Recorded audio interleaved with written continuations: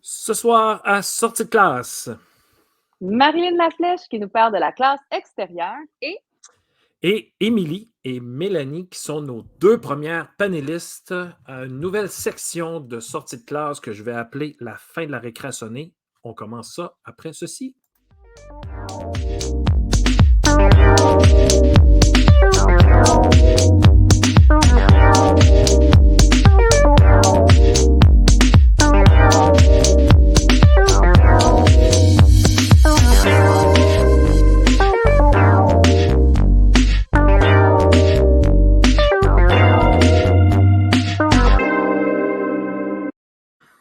Bonsoir, Stéphanie Demers. salut Pierre Gagnon. Est-ce qu'elle va bien, Stéphanie Demers? Elle va bien? Et toi, Pierre Gagnon? Ah, il va bien, il va bien. Il recommence à courir, puis ça paraît, là. Yes! Non, mais c'est la première fois de ma vie que je me rends compte que arrêter l'activité physique pendant au moins une semaine, ça joue Ah, c'est catastrophique. sur pas mal de sens, là. Ouais, ouais, Ah ouais. ouais, vraiment, c'est Puis ça catastrophique, n'a t'as pas besoin de raison. courir des marathons non plus, hein, Mm. Oh D'ailleurs, non. je me souviens plus, au 98.5, il recevait, je me souviens plus qui, là, écoute, c'est n'importe quoi ce que je dis, là, mais il disait que 20 minutes de marche, puis une bonne marche, là, Ouais, ouais, pas rapide. ça nous fait vivre un peu plus longtemps. Donc, alors, c'est vraiment génial. Yoga, méditation, c'est très bon aussi Ouais, pour l'esprit, oui, garder puis en équilibre. et marcher en plus avec nous dans les oreilles parce que nous sommes en... Non, c'est pas celui-là que je voulais, c'est celui-là ici. Parce que nous sommes en podcast. Donc, après l'émission, je transforme ça en podcast. C'est vraiment génial. Donc, tu peux nous écouter en même temps. C'est vraiment génial. Puis là, je vais faire mes petites annonces tout de suite. Ceux et celles qui nous suivent et qui nous regardent sur Facebook et sur YouTube, vous pouvez commenter directement. Ceux qui sont sur mon compte Twitter, vous ne pourrez pas commenter, mais vous pouvez commenter directement et nous, on va voir vos commentaires ou vos questions et on peut y répondre directement en direct. Donc voilà. Qu'est-ce qu'il y a d'autre? Ben, on est sur TikTok. Stéphanie et moi, nous sommes sur TikTok. Nous sommes des TikTokers. Et pour voir et revoir et partager l'émission, vous allez sur sortie de classe, ludoka.ca/, sortie de classe, et voici. Et voilà les petites annonces habituelles. Stéphanie, tu rencontres une habituée de sortie de classe. Oui, qui Et, revient nous voir parce qu'on l'a déjà vu, puis on avait hâte qu'elle revienne nous raconter ce qu'elle fait dans sa classe de génial.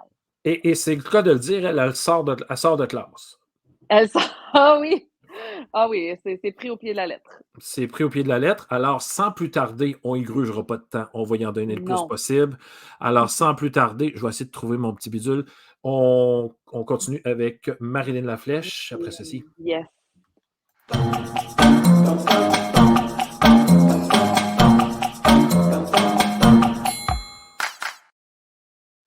Allô!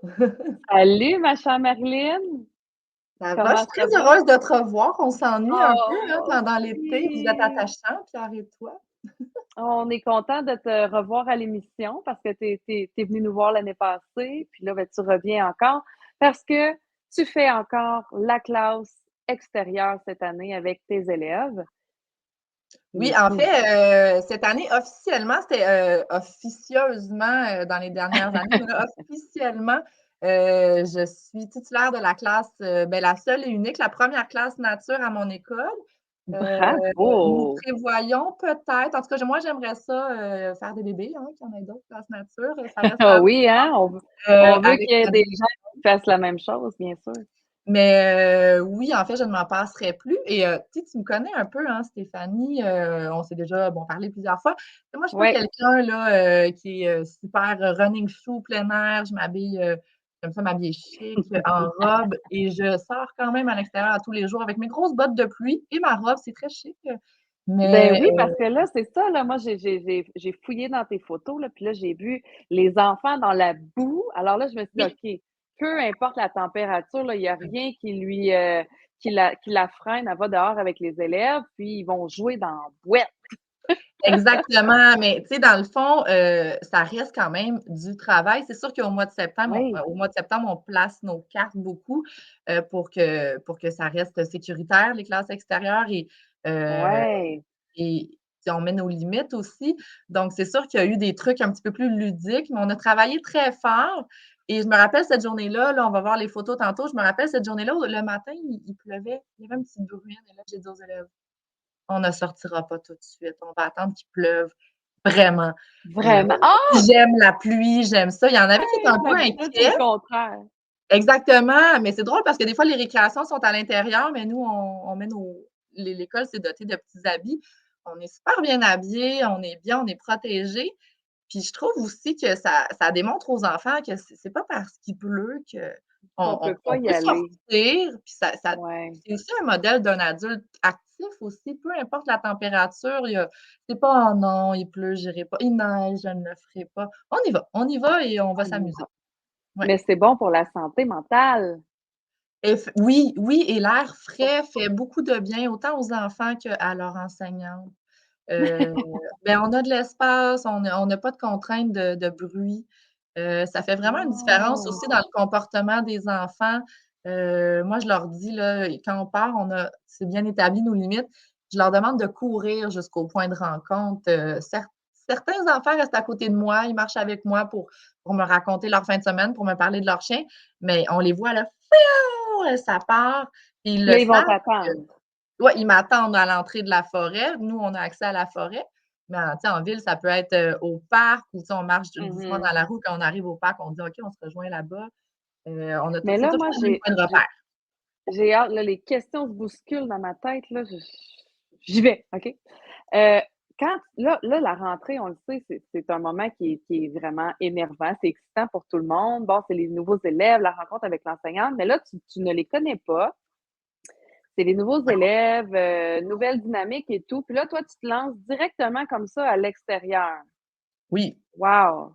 Comment tu t'y Ben, prends? C'est on établit, tu sais, c'est sûr, le mois de septembre, c'est un mois occupé et en plus, c'est un gros choc parce que j'avais passé 2 années avec mon ancien groupe, j'avais fait du looping, donc là, c'était vraiment à ah! recommencer. Mais dès la première journée, on s'en va en forêt. Je leur explique les limites et je m'attends à ce qu'il y ait des élèves qui les dépassent, donc je mets les limites un petit peu moins Mmh. grandes que ce qu'elles sont d'habitude.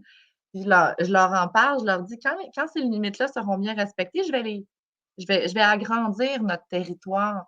Et là, ils se sentent super importants, ils se sentent responsables aussi. Puis je leur parle beaucoup de sécurité, de suivre le groupe, qu'il faut que je les voie, il faut qu'ils me voient. Donc, ils deviennent très autonomes aussi. Et il y a toujours les mêmes qui sont sur la limite, mais ils la Oui. dépassent pas parce qu'ils le savent, s'ils la dépassent, moi, je rétrécis le territoire et là, ils ne veulent pas ça. Oh Parce qu'on non! a toujours quelques minutes d'exploration au début, là. Fait qu'ils vont toujours explorer un peu, faire leurs OK, trucs ils tâtent personnels le comme terrain un petit peu. ouais. Donc, ils veulent pas que je leur enlève, aucun centimètre de la forêt. Je parle bien de centimètres, là. C'est vraiment, ouais. Fait que non, Hey, mais c'est là, tu c'est as très vraiment des belles images. Marilyn, est-ce que c'est le moment de faire arriver, les images? Parce que tu en avais quand même beaucoup aussi à nous montrer. Et donc là, c'est pas dans votre coin, là. Ça, c'est une sortie, j'imagine, éducative. non, on est chanceux. Ah! C'est juste au bout de la cour d'école, là. On a le terrain de Non. soccer, on passe par le terrain de soccer et nous arrivons à ça s'appelle l'étang aux quenouilles, mais OK. on l'a rebaptisé l'étang aux grenouilles parce que ces temps-ci, il y a beaucoup de grenouilles. On l'a rebaptisé, nous. Oui! Ouais, Wow! ouais, C'est on est vraiment génial. chanceux, vraiment, vraiment. Ouais. Et là, on les voit, Marilyn, avec un sac à dos. Est-ce qu'ils partent avec, leur matériel scolaire quand tu les amènes comme ça dehors?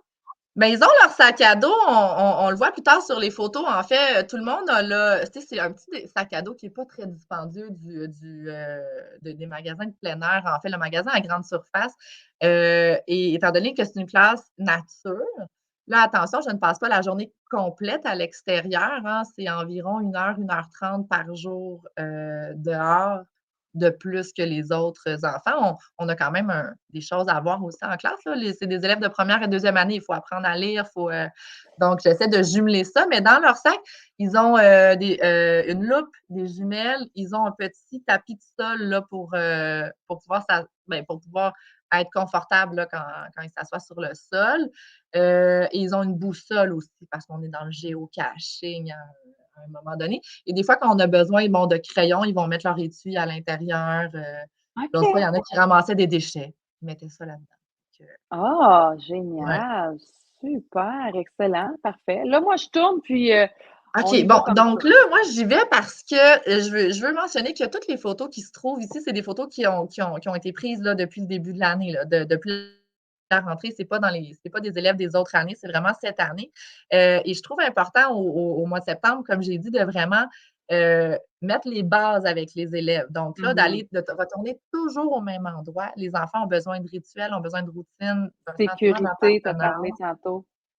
Donc, on est vraiment on a les limites qu'on ne peut pas dépasser pour une question de sécurité, puis c'est vraiment on a les 2 boulots-là, ça, c'est notre limite. Et ils ont tu sais, c'est vraiment des objets de la forêt.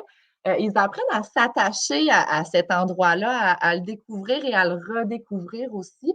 On a 2, 3 endroits où on se promène dépendamment de ce que je veux faire. Puis c'est toujours d'établir les limites et ils le savent, là, même là, quand on arrive, l'autre fois, je suis allée à un autre endroit, puis ils étaient près de moi.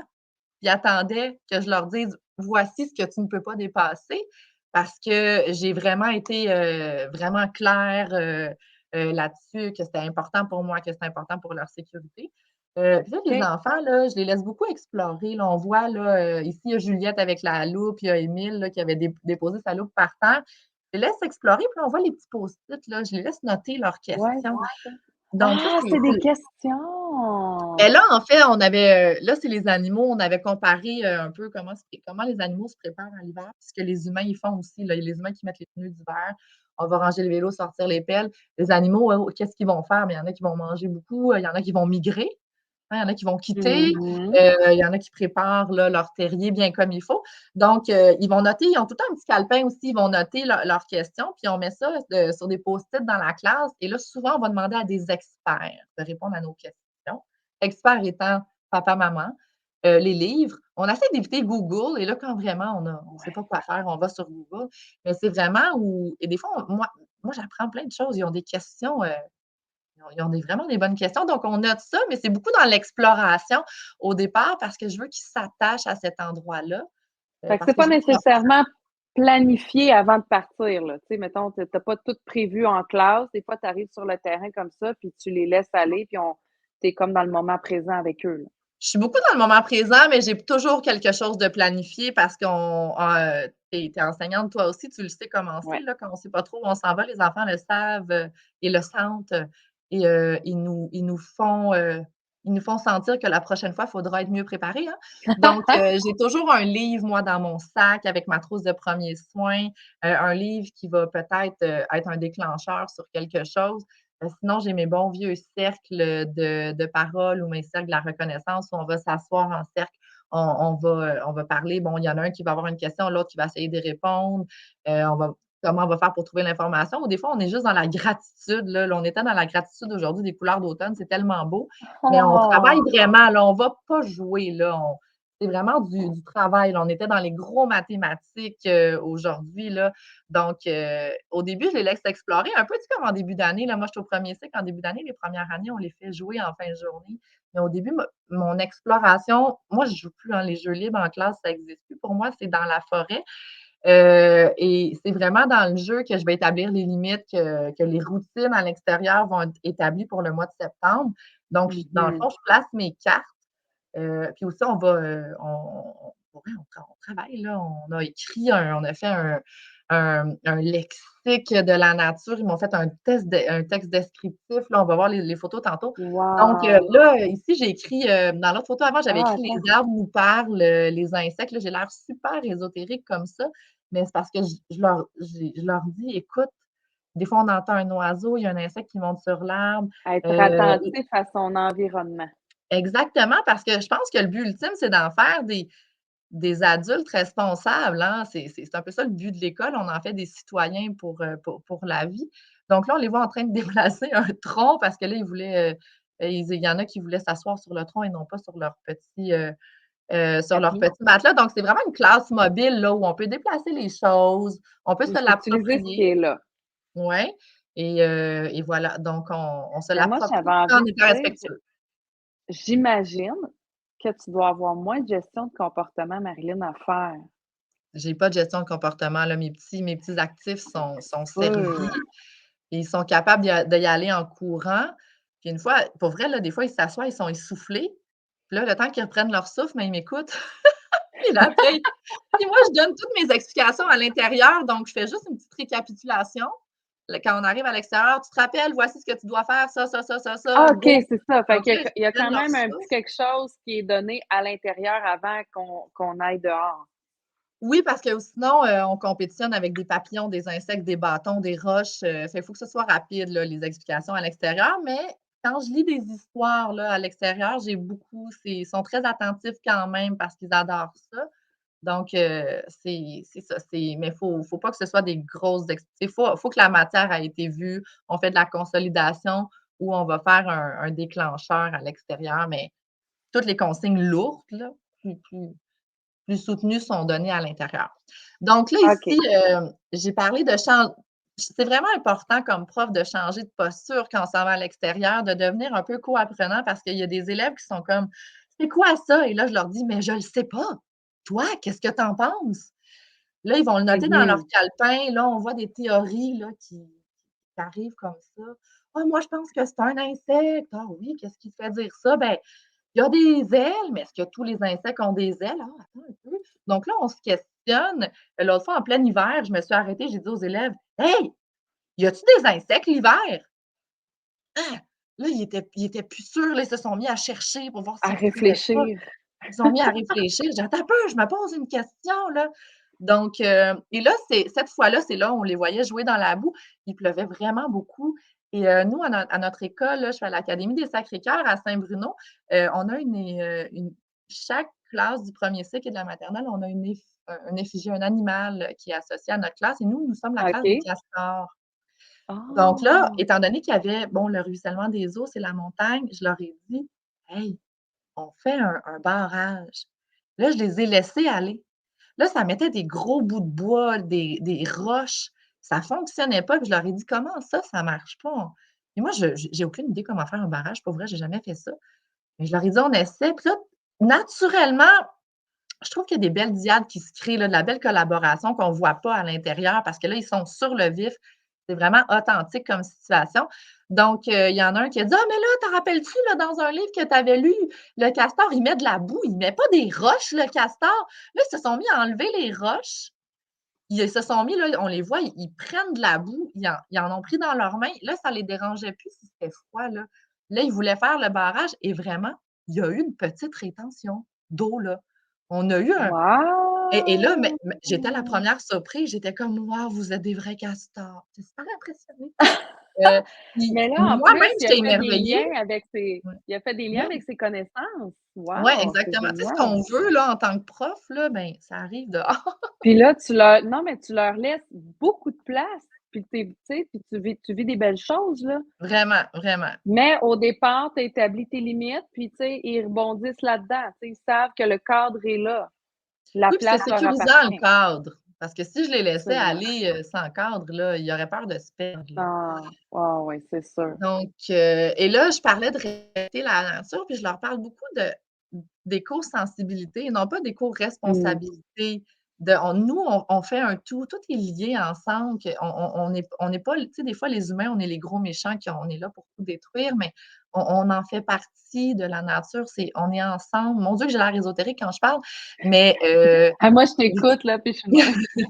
mais je leur parle aussi, tu sais, des fois, il y en a qui me disent: «Ah non, je veux pas cueillir la feuille.» Là, je lui dis: Si tu as envie de la prendre, prends-la, mais prends pas toutes les feuilles de l'arbre. Assure-toi qu'il en reste. Mmh. Prends ce que tu as besoin.»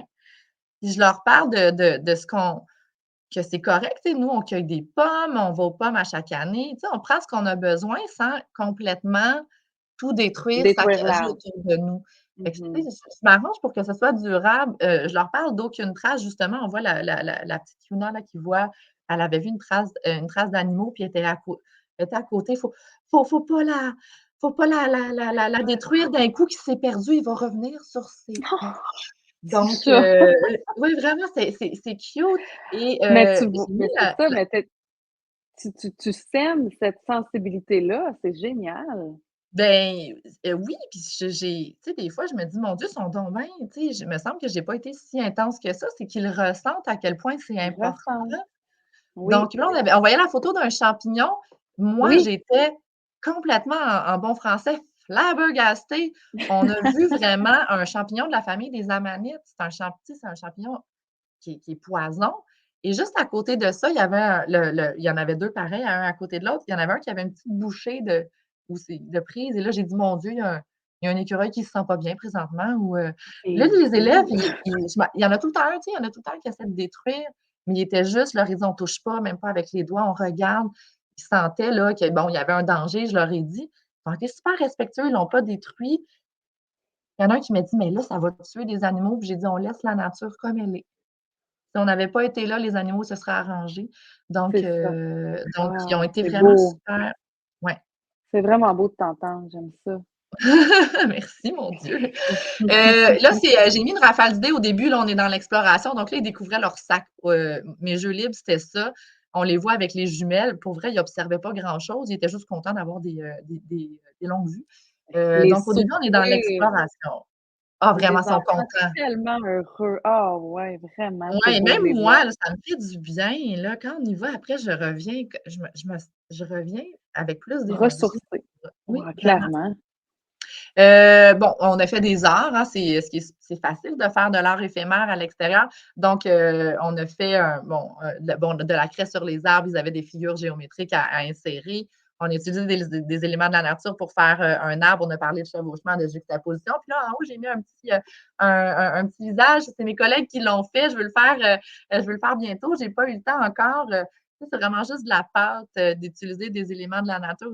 Ils ont fait un petit visage, mais après, on peut lui donner un nom, écrire une histoire sur notre personnage de la forêt qu'on a Absolument. inventé. Donc, c'est un beau déclencheur, ça, pour les enfants. Ils aiment vraiment ça. L'art éphémère, Beau. moi, j'adore ça. Ouais. Ça, cette photo-là, elle a été, ces 2 photos-là ont été prises aujourd'hui. On travaillait les lignes courbes. Ah! Et là, on est allé voir dans la nature. Je leur ai dit, c'est sûr qu'on peut trouver des lignes dans la nature, lignes courbes, lignes droites. Et bon, là, on ne le voit pas bien sur la photo. On a notre Justin avec la tuque. Quand il y a, tu sais, les insectes qui vont faire plein de petits chemins là, sur les Oui, troncs des en petits ligne veinages un courbe. peu. En ligne courbe, c'est comme des petits chemins. Donc là, ils m'ont dit: «Mon Dieu, les insectes Ouais. sont des mathématiciens». Puis après, tranquillement, par terre, avec de la craie, on a fait des lignes droites, des lignes courbes pour finalement arriver au bon vieux carré ou la ligne courbe qui fait le cercle. Donc, on a parlé de ces termes Mais là, mathématiques-là. tout fait du sens. Tout fait du sens parce que c'est dans leur environnement. Oui, parce qu'après, on revenait de la forêt, puis il y en a qui me disaient: «Une ligne courbe, une figure», il me disait il y en a un qui me dit: «Ah, une figure qui ressemble à un cercle, mais pas tout à fait». C'est ça. Et on a regardé, même, il y a quelqu'un qui avait trouvé une nervure principale sur une feuille bien, bien droite. Elle est là justement, là, c'est Justin qui tient la grosse feuille. Donc, il y a des lignes droites malgré le fait que la feuille, bon, est faite de lignes courbes autour. Et là, ça, c'est une feuille dentelée. Donc là, il y avait plein de petites lignes droites dans les dents de la feuille. Il était vraiment là, il était à leur affaire que j'aurais probablement pas eu en classe. J'aurais parlé Non, des lignes courbes, des lignes droites. On en aurait tracé, ça aurait fini là. Des fois, on en fait exactement. avec de la laine, mais c'est pas aussi significatif, je trouve, qu'à Non. l'extérieur. Et les autres Là, photos, on des les fois, regarde, des fois, on écrit, là, on apporte nos cahiers. Pas tout le temps, tu sais, mais souvent, on va commencer quelque chose dehors, puis on va le finir à l'intérieur. Mais là, c'était vraiment les élèves, ils devaient aller se promener, trouver un élément de la nature, puis là, ils devaient le cacher. Il fallait pas qu'ils me le Et là, oh, c'était le texte descriptif, ils devaient me le décrire, puis il fallait que j'essaie de le et deviner. tu Mais là, les voir, là, ils l'associes. essayaient de le cacher, et j'ai pu découvrir. Il y en a qui ont écrit: «Ça fait vraiment mal au cœur de madame Marilyn. Ça n'a pas sa place dans la nature». Puis j'ai dit: «Tu as trouvé un déchet». J'ai vu tout de suite, tu sais, que le texte Oh! descriptif, là, j'ai dit: «Est-ce que ça fait mal à ton cœur à toi aussi?» Mais on voit qu'ils sont contents. Moi, j'ai jamais vu des sourires comme ça à l'intérieur, sincèrement. Écrire: «Allô Et là, Pierre?» on voit que vous êtes bien installés, hein, sur les tables à pique-nique aussi? Effectivement, à notre école, on est vraiment, pro, classe, en plein air. Donc, heureusement et nous sommes chanceux, la direction, nous installe plein de petites choses qui nous permettent, Mmh, de travailler, pour que les enfants soient bien à l'extérieur. à Et là, ici, l'extérieur. on a ça, c'est les jeux libres, là. Les jeux libres, là, c'est l'esprit collaboratif, là. Ils se sont bâtis quelque chose qui ressemblait un peu Un à petit un épi. tipi. Là, ça s'entraidait. Et il y a même là, Arnaud, le petit blond à côté, là, il avait pris un guide éclair des champignons et c'est comme improvisé, là, spécialiste des champignons. Là, il est en train de donner un cours. Les élèves, on les voit, sont à l'écoute. Moi, là, je l'ai vu, le champignon, je l'ai vu sur le guide. Donc, ça lui a, son estime personnelle a été extrêmement valorisée cette journée-là. C'est Et moi, sûr. j'ai rien à faire. Puis si tu vois, la dernière Juste photo, c'est les ma dernière, là. observer. Ça, là, c'est les jeux libres. On n'aura pas ça. Les Legos, c'est merveilleux, là. J'adore les Legos, mais là, ils ont trouvé un tronc d'arbre qui était par terre, qui avait une encave. Ils ont mis une petite brindille et là, ils se sont fabriqués comme un genre de canon. Donc là, celui qui est à côté, il comptait 3, 2, 1. Puis là, il y en avait l'autre qui était comme le canonnier. Il était là, j'aurais même pas pensé à ça moi-même. La forêt, elle est riche pour l'imagination des enfants et ça se perd. Les enfants doivent aller à l'extérieur le plus possible. Donc là, moi, je les vois. J'écoutais Marilyn cette semaine, un podcast du printemps dernier, Osons la suite, je pense, avec Hugo Cabenagui du Collège Sainte-Anne à Montréal, puis il Oui, interviewait Pierre Thibault de La bécole. l'innovation, là, ouais, ouais, de ouais, la ouais. bécole, exactement. Et puis Pierre, il disait à la fin du podcast, il disait, mais les cours d'école en béton, en asphalte, pouvez-vous détruire ça, s'il vous plaît, puis planter des arbres? Ou à la limite, y ajouter un peu de culture, un peu de verdure. J'ai vu mon ancienne école primaire, j'étais très fière d'ailleurs, qui a juste dans la cour en béton ajouté une table à pique-nique, ils ont mis un peu de paillis, planté un arbre. Cet arbre-là va grandir, va faire de l'ombre. Il y a moyen de moyenner et j'ai des amis en ville là, qui pratiquent l'enseignement en plein air quotidien, malgré le fait qu'ils sont en ville. Là, ils sillonnent les rues, ils Des s'en vont beaux dans les décoins. parcs. Même dans la cour d'école. On n'a pas besoin d'aller en forêt, on peut être en plein air dans notre cour d'école. Moi, j'ai une question. Oui. Genre la question qui tue, là. Tu sais, si, mettons, on avait des gros... Là, je vois du monde, je vois des élèves monter sur les troncs, là, en arrière, là. Ouais. Oh oui! T'as C'est Non, peur, mais... hein? Ben, non, moi, j'ai pas peur. Moi, je me dis... Moi, c'est très drôle parce que je me disais, si un jour j'ai une école, il faut au moins que j'ai un bras ou une jambe cassée par année. Tu sais, il me semble... Non, non, mais Mais tu sais, sans être c'est le jeu méchant, un là, peu, c'est le on jeu, tu appelle ça le sais. jeu courageux ou le jeu risqué un peu. Mais Les enfants en ont besoin de ça, tes non? parents, non? Les parents ne Moi, les s'essayent pas? parents, ils se sont mis volontaires, hein, pour la classe nature. Ils pouvaient, en faire la demande. Il y a eu beaucoup plus de demandes qu'il y avait de place dans la classe. Les parents sont motivés, aidants, ils sont contents, ils veulent justement que leur enfant explore, se mette à rythme, mais sans là, je les laisse pas monter en haut jusqu'à Ben la non, cime moi, d'un arbre, là, je comprends. je sors pas dehors en plein orage, on va pas mettre les enfants en danger. Mais ça, je me dis, ça tombe, c'est pas très haut, ça tombe, tu te fais un peu mal, mais il y a pas de danger de mort, puis je Mais tu pense que peux tomber dans la cour d'école pareil. exactement, mais il y a un livre, hein, il y a un album jeunesse qui est merveilleux pour ça, Le Repère, euh, où c'est justement Catherine Lapointe qui me l'avait fait connaître. En fait, c'est les enseignants s'inquiètent, les élèves vont jouer, là, il y a comme un gros trou dans la cour d'école, et là, ils vont se faire mal, ils vont se faire mal. Puis finalement, le seul moment dans le livre où une élève se fait mal, c'est quand elle trébuche dans ses lacets en Ah, rentrant dans l'école. Là, il y a du sang partout, et là, ça dit c'est fini le trou. Mais elle s'est pas fait mal là. Non. Les enfants, ils ont besoin d'éviter les racines. Des fois, il y a des craques là, dans le Ah béton un oui? peu de la cour d'école. Ils ont besoin d'apprendre à marcher de mhm. façon sécuritaire et à courir.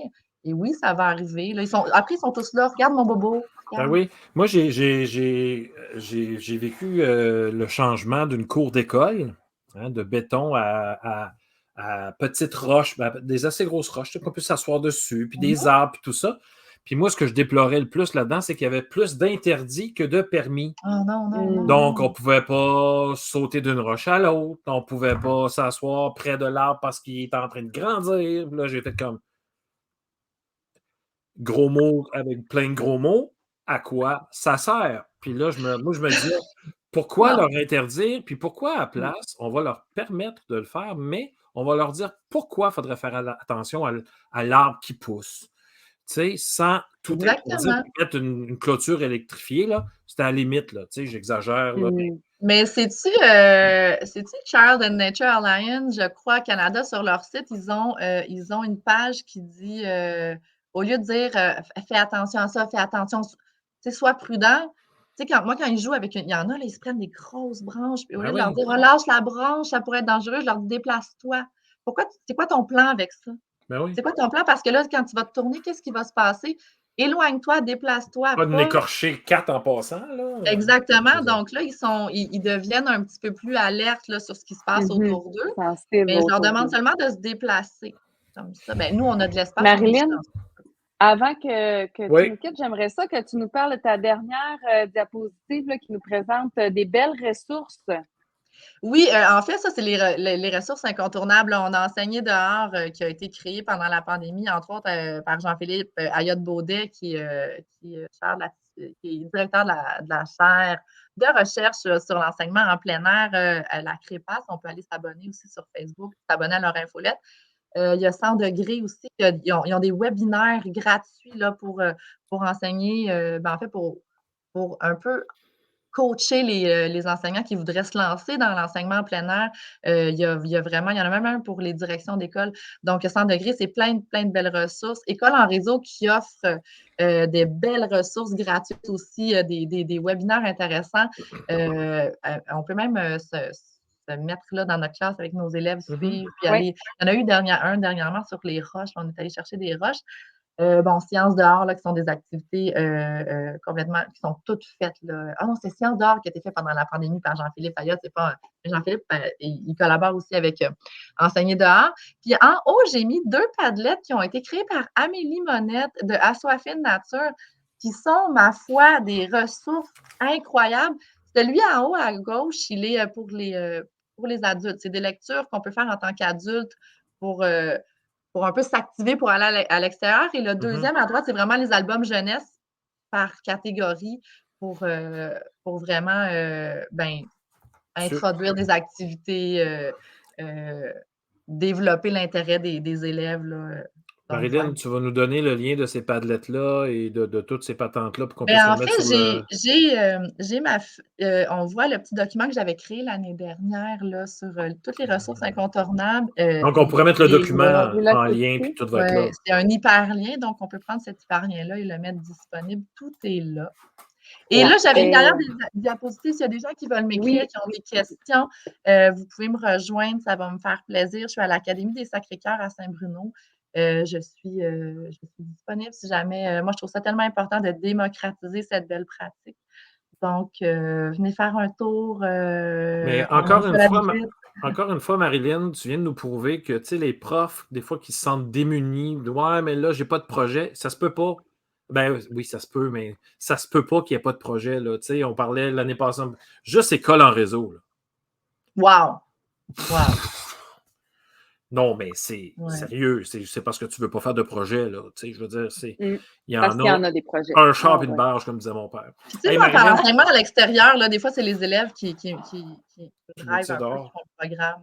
Oui, des fois, ils me disent « Ah, c'est quoi ça? » Puis l'année passée ou l'autre année d'avant, on était partis 2 semaines sur la salamandre. On s'est posé trop de questions.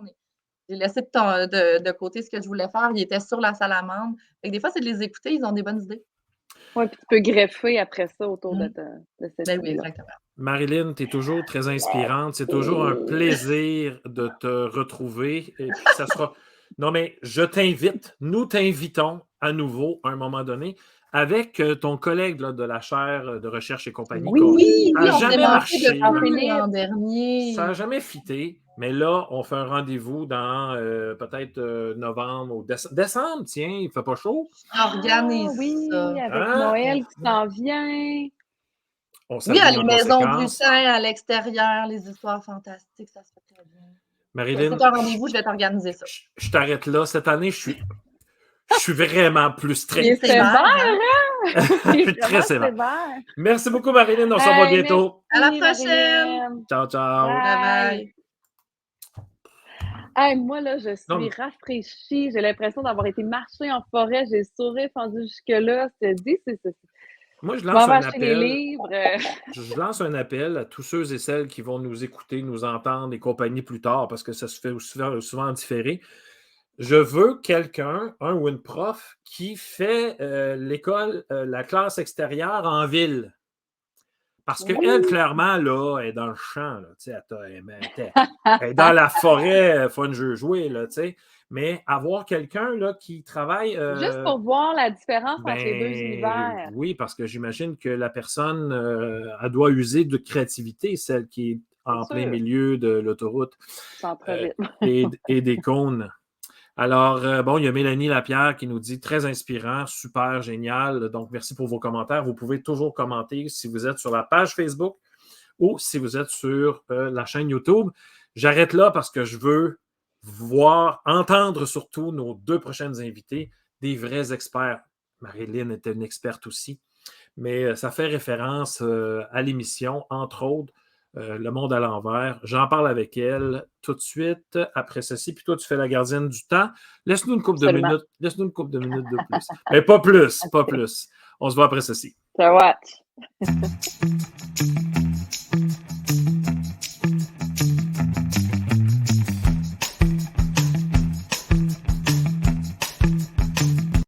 Boum, c'est ta petite toune là. Hein? Bonsoir Mélanie Paré, bonsoir Émilie Abel. Bonsoir. Ça va bien?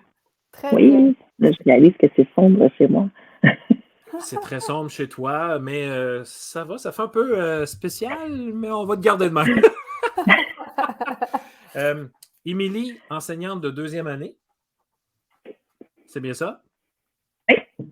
Excellent. Et Mélanie, tu es prof à l'Université de Montréal. Exact.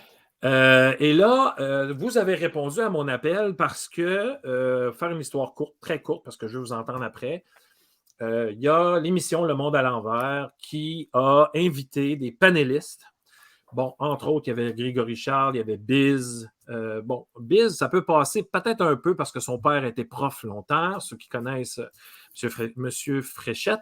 Il y avait Sophie Durocher. Bon, il y a des affaires que je n'ai pas compris.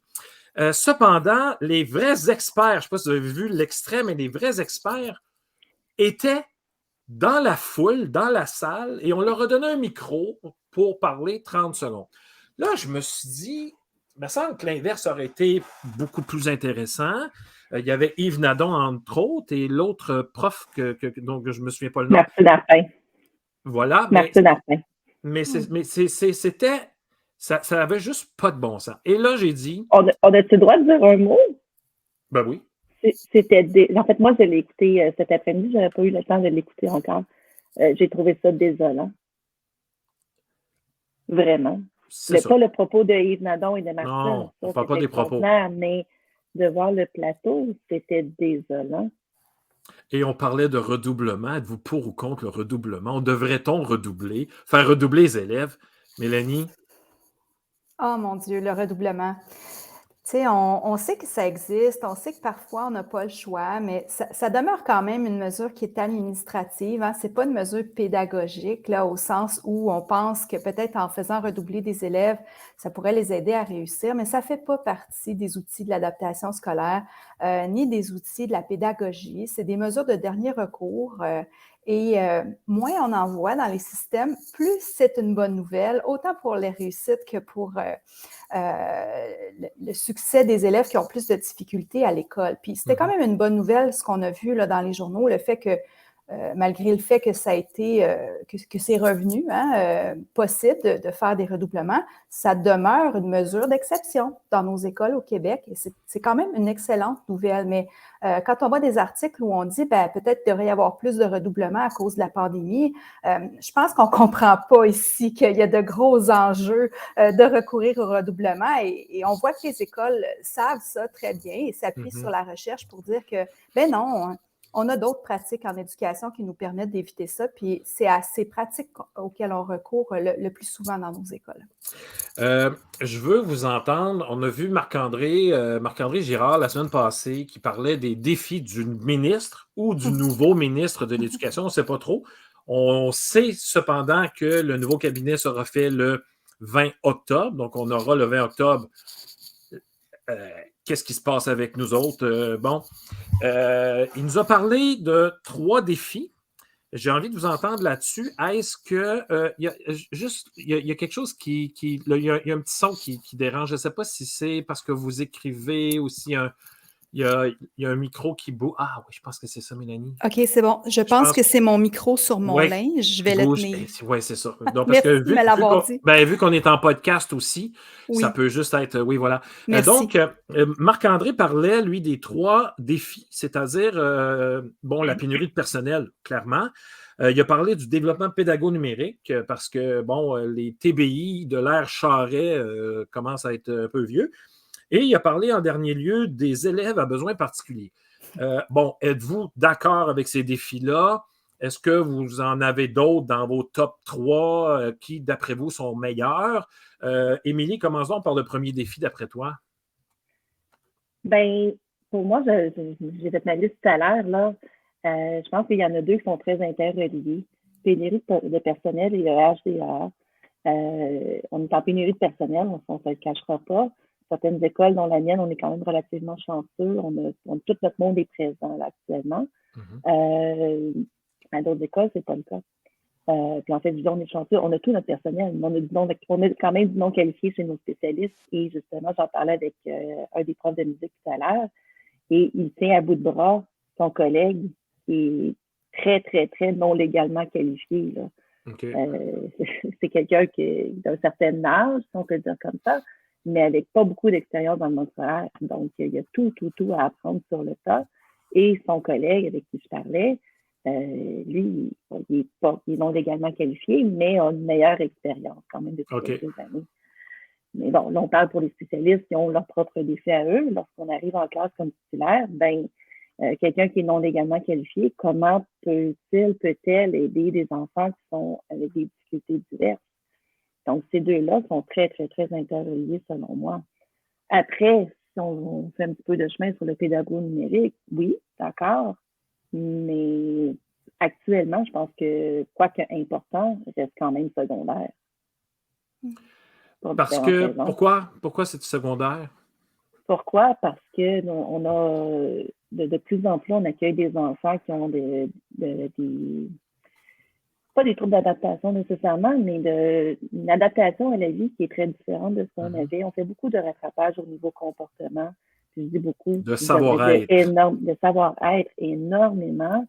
On gère des choses moi, j'ai commencé à enseigner il y a à peu près 13-14 ans, je ne sais plus. Mais des choses que je ne gérais pas à l'entrée en profession, qu'aujourd'hui, c'est mais mon Dieu Seigneur, il m'a touché, OK, il t'a touché, mais c'est pas juste il m'a touché, là, c'est il m'a touché, c'est un drame. Mais attends un peu, là, on peut-tu comme relativiser? Début d'année scolaire, je me suis frappée 2 fois par un enfant à l'intérieur de 5 minutes. Et ça fait un bleu, là. Des choses qu'on voyait plus ou moins en classe régulière, il y a à peine une quinzaine d'années, et là, c'est devenu un quotidien. Quand tu parlais de « il m'a touché », tout ça, on parle je pense que la sensibilité de la population, je vais dire ça comme ça parce que on commence à être sensible sur les mots, mais pas à peu près. Puis j'ai pas envie de dire qu'avant, dans le temps, c'était mieux. Bon, peut-être sur certaines choses, mais il y a des choses qui avancent, tant mieux. Mais ça commence à être intense, cette fragilité-là aux mots, aux actes aussi. Hein. Là, il m'a regardé tout croche. C'est ça, j'ai dit toucher, puis là, on ne parle pas d'acte indécent. Là. Non, on parle de toucher le bras, là, en passant. Là. C'est ça, là. Je pourrais mettre les choses au clair. Là. Non, on avait compris. Non, clairement. Mélanie, après toi, Marc-André dans le champ ou... Ben non, pas du tout. C'est sûr que la pénurie, c'est le problème numéro 1. C'est important qu'il en parle. Où j'ai trouvé que je pouvais ajouter à son propos, c'est peut-être de mentionner que pour moi, c'est pas vraiment un problème de pénurie, c'est pas le bon mot. Hein? Je pense qu'on est dans une crise de la profession enseignante parce que même les personnes qui sont en service depuis longtemps peinent à rester en poste donc pour moi, c'est vraiment un problème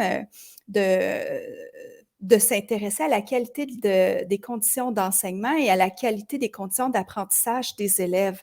Les mesures qu'on a souvent sont toujours satellites. Hein? On va refaire les cours, on va s'occuper du bâti, on va mettre des TBI, on va donner une subvention pour des lunchs, pour du matériel, pour des ci, des ça. Oui, ou on va dire, on va ajouter des ressources pour les élèves en difficulté.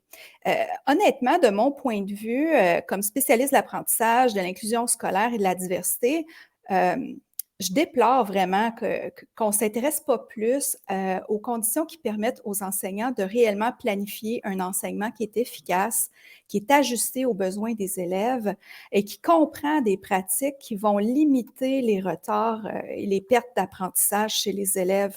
Donc, pour moi, ces problèmes sont un peu interreliés parce que quand on a un système éducatif qui prête peu d'attention à ce qui est nécessaire pour les enseignants pour enseigner bien, c'est-à-dire avoir du temps pour préparer son enseignement, avoir du temps pour voir ses élèves, pour travailler en collaboration avec des parents ou avec d'autres collègues comme les services complémentaires, l'orthopédagogie, etc., bien, on se retrouve avec un enseignement qui va être plus en surface, qui va être fait dans la vitesse, dans l'urgence. Et c'est là qu'on n'a pas le temps de vraiment différencier notre enseignement, d'aller chercher des pratiques qui vont être mieux pensées. Tout à l'heure, on avait une belle intervenante là, sur la pédagogie en plein air. Ça demande du temps de préparer ces activités-là, de les développer, de s'imaginer dans une autre posture d'enseignement. Et pour ça, il faut donner le temps au milieu scolaire parce que nos enseignants ont les compétences pour mener à bien ces pratiques-là, mais ils possèdent peu de temps pour y réfléchir. C'est ce que je déplore. Je vais revenir à Marilyn. Là, je l'écoutais tantôt. J'ai l'impression que c'est ses élèves qui préparaient les cours. Là. Non, c'est des blagues. C'est des blagues que je faisais. Effectivement, si elle utilise ses élèves comme les premières ressources, oui, effectivement, c'est ça. Oui. Mais c'est quand même pas mauvais parce que on a de tout dans une école. Hein.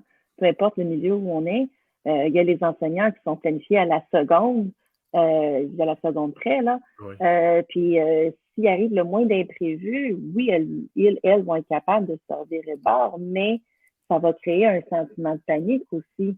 Oups, là, faut que je réorganise tout ça, puis ça amène une autre dynamique. Tu as les enseignants, puis moi, je suis plus de ce côté-là, qui va écouter les enfants, puis qui va faire, c'est pas ça que j'avais prévu, c'est là qu'on s'en va, pas plus grave que ça. Ce que j'avais prévu, c'est pas que je réussis à l'insérer, ou bien je vais l'envoyer un peu plus tard dans la semaine d'après, peu importe. Pire, on le balance, c'est tout. C'est pas plus grave. Dans ma formation que je donne, qui s'appelle « J'ai su pour rester parce que je veux que les profs restent », je dis aux profs, je leur pose une question, es-tu trop ou pas assez? Es-tu trop perfectionniste? Es-tu trop planificateur? Je veux dire ça de même, parce que, à un moment donné, le trop peut devenir, puis faites attention à ce que je veux dire, il n'y a rien de méchant, puis moi, je l'ai été trop perfectionniste, c'est devenu une maladie mentale, là. Je virais fou, là. Je veux dire, la petite couleur, la petite affaire qui dépasse, j'agrandissais mon affaire pour pas que ça soit cute. À un moment donné, il faut arrêter d'être trop, là, sans évidemment enlever le professionnalisme de notre travail. On est professionnel, mais est-ce qu'on met trop de temps ou d'énergie sur des choses qui n'ont pas d'importance? Il y a peut-être ça aussi.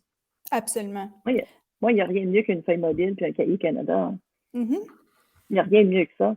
On il y a se des lance. exercices photocopiés, j'en ai, oui, à l'occasion, là, ça va, là. Mais c'est pas la base de ce que je fais en classe. Les feuilles vierges, point.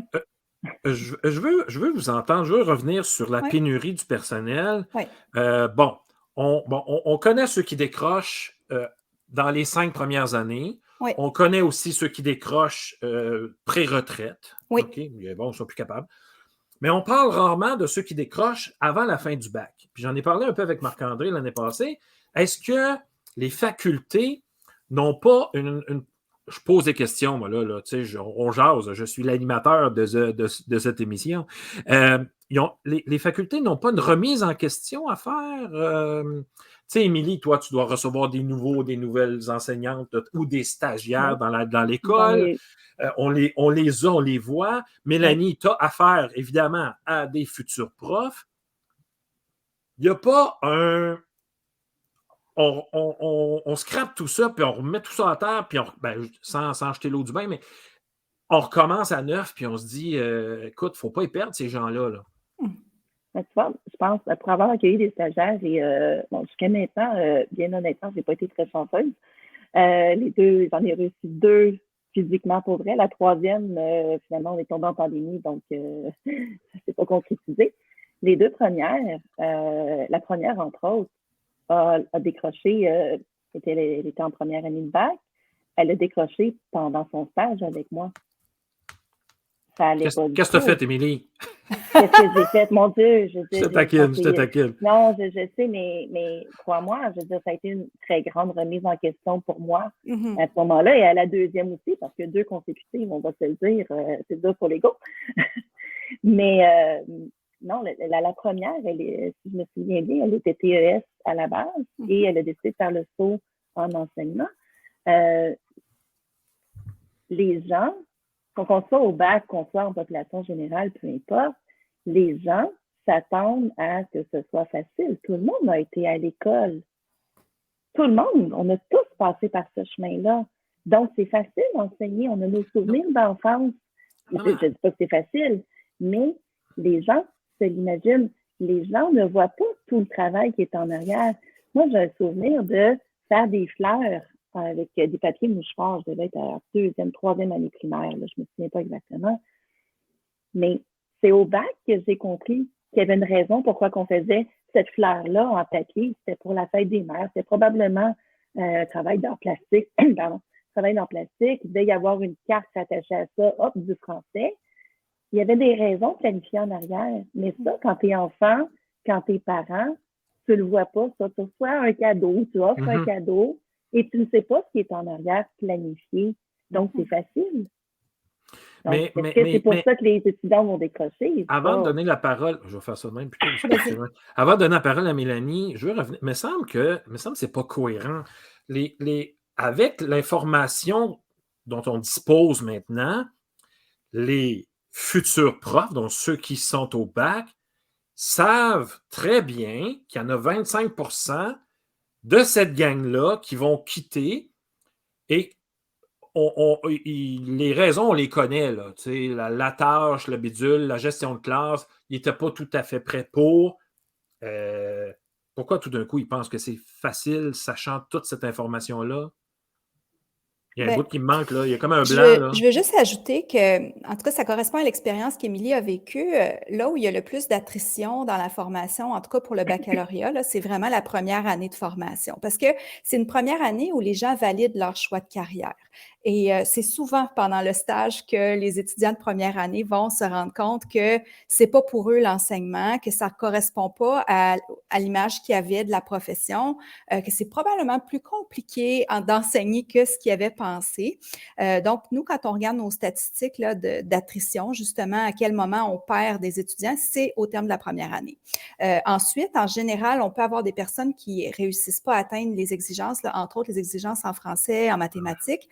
On sait qu'on en parle régulièrement. Donc, effectivement, il y a un bon travail qui est fait dans les facultés pour s'assurer que quand même les gens qui passent à travers un bac de 4 ans sont qualifiés. Puis, la formation en français, là, les compétences des enseignants, c'est vraiment ce qui est notre force dans les facultés d'éducation.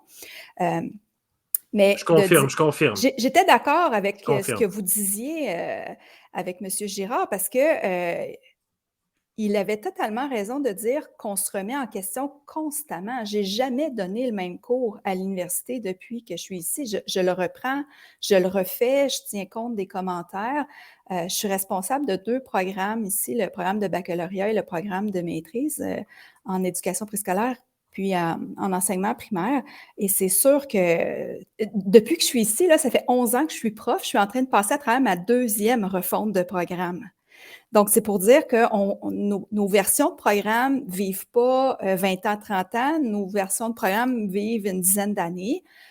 On est allé vers une approche de développement de programme comme toutes les facultés d'éducation il y a une dizaine d'années. Puis là, on s'en va vers plus de coordination, plus d'interdépendance entre les disciplines. Mais oui, il y a beaucoup de travail qui se fait. Je pense que là où, par exemple, un ministre de l'Éducation pourrait regarder, c'est comment on collabore, les facultés d'éducation puis le milieu de l'enseignement. On manque d'espace pour se partager nos forces et nos attentes mutuelles. Il n'y a pas ces endroits-là. Et les résultats de recherche? Bien, les résultats de Aussi. recherche, c'est une chose. Tu sais, quand on parle de formation, il y a une partie que c'est des résultats de recherche, là, c'est des savoirs en éducation, c'est sûr, mais il y a une grande partie de la formation qui est du savoir professionnel, ce qu'on apprend dans les stages, ce qu'on récupère dans les cours comme expérience vécue à travers les stages. C'est aussi de l'expérience pratique. Donc, l'université n'est pas seulement théorique, hein. Il y a quand même 4 stages et beaucoup de ces expériences-là qui sont reprises. Mais je pense que ce qui manque vraiment pour moi, c'est comment, entre autres, avec les maîtrises qualifiantes, la question du personnel non légalement qualifié, comment on s'assure que ce personnel-là soit le mieux préparé possible à passer à travers la période d'insertion professionnelle, le mieux préparé aux conditions qui vont être présentes dans le milieu quand on commence à enseigner. Puis je pense que des deux côtés, il faut qu'il y ait des ajustements. Croyez-vous qu'il pourrait y avoir plus de stages dans la longueur des stages? Parce que quand on pense à ça, ben, moi, des stagiaires que j'ai reçus, il n'y a personne qui avait vu une année complète. Il n'y a personne qui était avec moi dans les 3 premiers jours de pédago. Quoi faire, préparer, qu'est-ce qui s'en vient dans les 3-4 premiers jours que j'ai avec mes élèves? Parce que c'est pas long, 3 pédagogues avant, quand tu as une rencontre du personnel chaque jour. On s'entend là-dessus. Puis ça, c'est pas tout le temps pareil, ça dépend des milieux. Mais bon, il y a ça, il y a Noël, là, juste avant le congé, il se passe des affaires dans ces moments-là aussi. La première communication, le premier bulletin. Est-ce qu'il y aurait moyen de réorganiser ça autrement? Émilie, qu'est-ce que tu en penses? Est-ce que tu penses qu'il pourrait y avoir plus de stages? Bien, plus de stages, peut-être pas. Peut-être mieux étirer dans le temps. Est-ce que c'est absolu? Est-ce qu'il y aurait moyen d'avoir le stage consécutif? Parce que là, actuellement, là, je devrais recevoir une stagiaire en janvier jusqu'à la fin février. Là, c'est une bac 3, donc on devrait éviter la cassure cette fois-ci.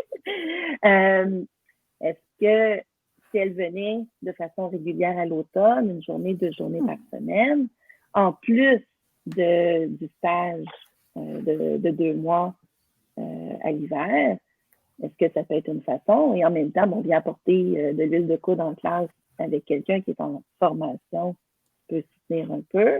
Là, après ça, est-ce qu'on va embarquer dans la rémunération? Ça, c'est un autre débat, évidemment. C'est un autre débat, puis c'est pas aujourd'hui qu'on va en parler, on n'aura pas le temps. C'est pas aujourd'hui. Mais bon, bref, est-ce que c'est plus étiré dans le temps?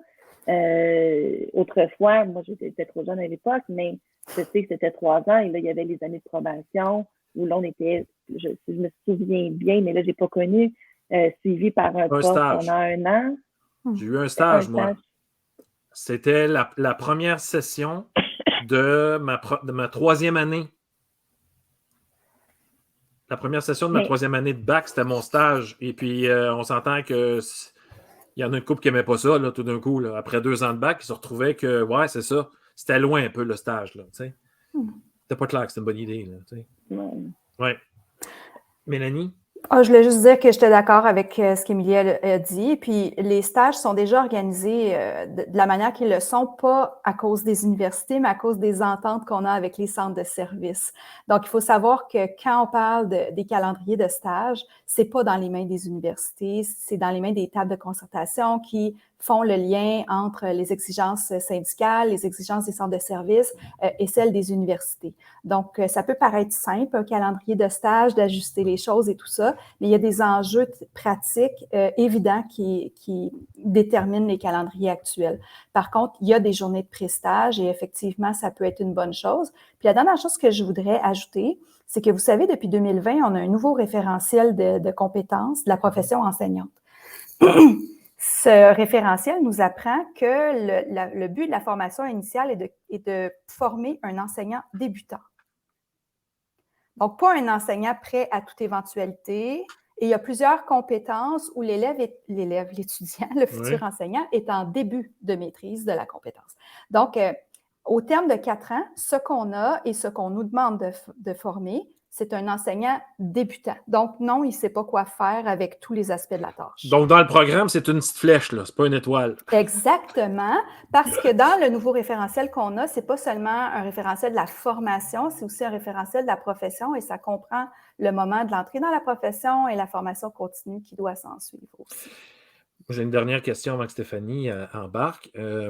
Est-ce que les profs, je l'ai dit tantôt, j'ai ouvert la porte là-dessus, mais est-ce que les profs mettent de l'importance sur des choses qui n'en ont pas? Exemple, puis ça va faire partie d'un autre panel bientôt, les fameux devoirs, parce que la mère ordinaire s'est laissée lousse sur les réseaux sociaux encore. Clairement, c'était très ordinaire, si vous me permettez. Je pense qu'elle n'a pas tort sur certains points, c'est juste la façon qu'elle dit. Elle n'a pas la compétence, l'exposé oral, oublie ça, là, on s'entend communication orale, il lui manque une coupe de facteurs, là, mais qu'est-ce que vous pensez de ça? Est-ce que les profs mettent de l'importance sur des choses qui ne le sont pas pour répondre à un besoin X des parents, parce qu'on a toujours fait ça comme ça, parce que moi, les devoirs, c'est important. Ça l'a déjà été pour moi en passant. Là, moi, je virais fou. Là. Mais est-ce que vous pensez qu'on met de l'importance sur des choses qui n'en ont pas? Émilie? Ben, je pense que oui. C'est sûr que, bon, Bianca Lompré, je lui ai répondu par écrit à quelques reprises cette fameuse journée. Bon, oui, elle s'adresse d'une très mauvaise façon à son public. Elle entretient la haine envers les enseignants, en fait, à mon point de vue, là, de la façon qu'elle aborde les choses. Donc, elle nous rentre dedans beaucoup. Puis elle ne se préoccupe pas tellement de ce que nous, comment on va percevoir ça. Après ça, les devoirs ou autre chose, est-ce que c'est important? Oui, non. Je pense que souvent, les enseignants, on se retrouve pris à porte-à-faux à essayer de plaire à tout le monde. On a des parents dans certains milieux qui sont très exigeants. Si tu ne donnes pas de devoir, ben là, tu passes pour la mauvaise enseignante. Même si tu expliques le bien fondé de et tout, là, tu peux expliquer pendant des heures. J'ai eu à le faire cet automne. À expliquer 1 heure avec un parent, à expliquer, puis non, je n'avais pas raison, puis bon, ça n'a pas dégénéré à ce point-là, mais ça n'a pas été une belle fin, nécessairement. Par la suite, pas avec la personne en tant que telle, pour le coup, mais après ça, il y a eu d'autres répercussions. Bref. Mais que tu sois obligé de t'obstiner, c'est déjà trop, là. Ben, c'est ça. C'est quand on t'explique les méthodes et tout, on se retrouve pris en porte-à-faux souvent. La plupart du temps, je crois fermement que les enseignants, on ne fait pas de n'importe quoi en classe.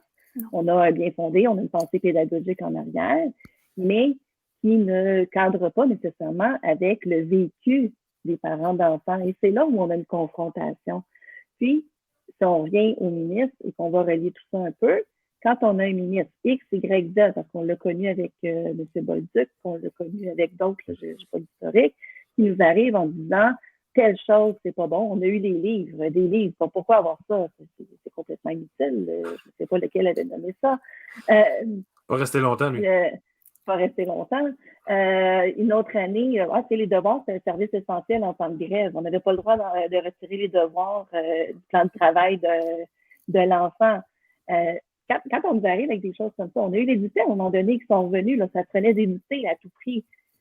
Quand on nous arrive avec des choses comme ça, puis que nous, notre pensée, pédagogiquement, avec le travail, les données probantes ici et ça, autour, on écrit entre tout le monde. Il faut faire plaisir à tout le monde. Ça, à un moment donné, c'est juste pas possible.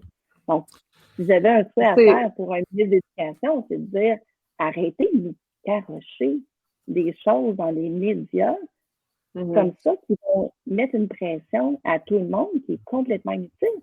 Puis eux aussi, bon, oui, ils ont l'équipe au ministère, mais il y a des fois, on a l'impression que c'est leur vécu qu'ils essayent de remettre à l'avant plutôt que, justement, aller valider leurs choses avec les recherches, les données probantes. Et on ne parlera pas de clic école et on ne parlera pas du brossage de dents ce soir. On reviendra pas là-dessus. Mélanie? Clic école, ça s'appelle Mosaïque actuellement. Ça existe déjà. L'autre chose aussi... J'ai envoyé des messages... Oui, vas-y. La nouvelle plateforme d'aide virtuelle qui veulent engager, je ne sais pas trop, ça s'appelle Alloprof. Qu'est-ce qu'on veut de plus pendant qui subventionne la pandémie? déjà. Ils ont resubventionné Alloprof. Là, ils veulent faire une nouvelle plateforme. Je m'excuse, mais qui a besoin de se faire graisser la patte actuellement? Voilà. Mélanie?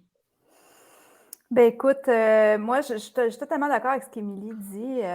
Puis je pense qu'on doit, en cette ère de post-pandémie, faire attention à nos relations. Je trouve que c'est ça qui est difficile présentement. Les relations avec les parents sont difficiles, les relations avec les élèves sont difficiles, les relations entre collègues, surtout quand on a des nouveaux enseignants qui n'ont pas les qualifications qui arrivent, comment est-ce qu'on prend soin de tout ça? Moi, si j'avais un souhait, c'est justement d'avoir un ministre de l'Éducation qui comprend que nos conditions d'enseignement puis d'apprentissage, c'est vraiment ça qui va nous rendre capables, comme enseignants, de faire plus dans nos classes et d'aider plus d'élèves à réussir. Je pense que dans le cas de la mère ordinaire, puis son intervention, j'essaie toujours de voir le message et pas seulement de tirer sur la manière avec laquelle il est livré. On parle d'une mère qui était dans une situation très difficile, qui a décidé de se vider le cœur sur Internet. On peut être pas d'accord avec la manière de le faire, mais comme mère, quelle autre plateforme qu'elle a? C'est ça qu'elle a. Donc, pour moi, c'est de dire, ben non, ça a été mal dit. Il y a des choses là-dedans qui sont questionnantes, mais il faut aussi, à un moment donné, écouter le message qui est en arrière. Non, on ne peut pas s'aveugler en se disant que les devoirs conviennent à tout le monde, puis que c'est facile à la maison, puis que les parents en demandent tous. La diversité, maintenant, nous force à voir que pédagogiquement, comme enseignants, on est tous différents. On a des familles qui sont tous différentes, puis on a des élèves qui sont tous différents. Donc, ça demande beaucoup d'écoute et de prendre soin de ces relations-là qui vont nous aider à rebâtir nos communautés qui ont été très, très, très sollicitées à cause de la pandémie. Oui. Et d'ailleurs, je vais faire un peu d'autopromotion. J'ai fait un webinaire sur les fameux devoirs. J'en donnais, j'explique pourquoi je les donnais. Mélanie, on en a même parlé ensemble. Bon, qu'on soit d'accord ou non, moi, ça fonctionnait très bien. Puis je réussissais à enlever cette pression-là aux parents. Mais en même temps, je répondais à certains besoins d'avoir des devoirs. Tu sais. Effectivement. Et donc, c'est toujours dans l'importance qu'on y donne aussi, puis qu'est-ce qu'on fait avec après ces devoirs-là. Hey, mesdames, Stéphanie, dernière question. Oui. Moi, oui. Non, c'est pas une question. J'ai juste envie de faire du pouce. Tantôt, je voulais en faire, mais là, je voulais pas couper personne. Vas-y, on te laisse. Non, j'avais envie de dire, quand j'écoutais tantôt Émilie parler de plaire, faut plaire à tout le monde, puis on dirait qu'il faut répondre aux besoins de tout le monde en même temps. Ça fait du pouce en même temps sur ce que, Mélanie, tu viens de dire à propos des relations, que les relations sont difficiles. Puis, ça me ramène à la bienveillance. La bienveillance, on en parle beaucoup envers les élèves. J'ai fait une vidéo d'ailleurs là-dessus dernièrement. Mais la bienveillance envers les adultes, les uns envers les autres, que ce soit à l'intérieur de l'école, l'extérieur de l'école, les parents, les différents intervenants, on se doit de s'entraider puis arrêter de se poignarder dans le dos puis de se nuire entre nous, mais de faire une équipe solide parce que dans le fond, notre but, c'est de faire réussir les élèves, peu importe les petites réussites qu'ils vont vivre. Et c'est ça que j'avais envie de dire là-dessus. Et oui, je voulais rajouter aussi à propos de la formation, j'ai aimé ça, Mélanie, quand tu as parlé là, que l'université, vous êtes là pour former des étudiants en début de carrière, parce qu'on va se le rappeler, c'est vraiment ça le but de l'université. Est-ce qu'on a besoin de plus de stages? Moi, je pense personnellement, je pense pas, mais sur le terrain, dans l'idée de la bienveillance, s'entraider entre nous, on peut avoir des mentors? Est-ce qu'on peut lâcher prise là-dessus dans notre structure organisationnelle, là, qui est solide béton, laisser un peu de lousse pour mentorer ces jeunes profs-là qui ont besoin de soutien? Et étrangement, là, si je peux compléter avec une petite idée comme ça, certains vont dire que l'entrée dans la profession avec les pourcentages de tâches, on rêve tous d'avoir notre première classe à nous dès la première année, mais plusieurs passent chez nous en pourcentage de tâches et à chaque fois, on les entend dire qu'elles apprennent beaucoup. Elles le voient le début d'année, mais à une journée semaine, dans quelques classes, l'intégration à une équipe, faire partie des comités, des ça, l'évaluation, sans avoir la pression des rencontres de parents sur les matières de base. Ça reste une belle entrée en profession, à la condition cependant de ne pas se taper 5 écoles en 5 jours. Et évidemment, ce qui est bien là-dedans, c'est qu'il y a une bonne collaboration avec l'enseignante qui fait les 4 autres jours. Voilà. On n'a pas oublié. Hey, merci, mesdames. Vous étiez Merci. nos premiers panélistes. On vient de lancer ça. C'est parti, mon kiki. La semaine prochaine, il y en aura d'autres. On parlera de sujets aussi. Puis on va parler d'actualité. Du moment qu'il y a quelque chose qui sort en l'actualité, on va sortir ça. Mais enfin, on a des vrais panélistes sur le plateau. Émilie, merci pour ta présence.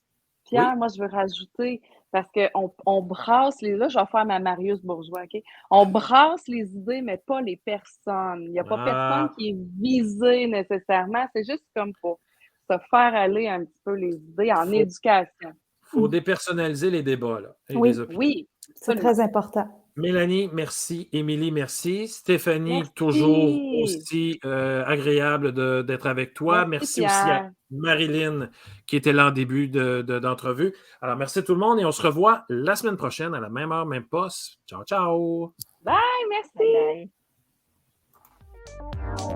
bye.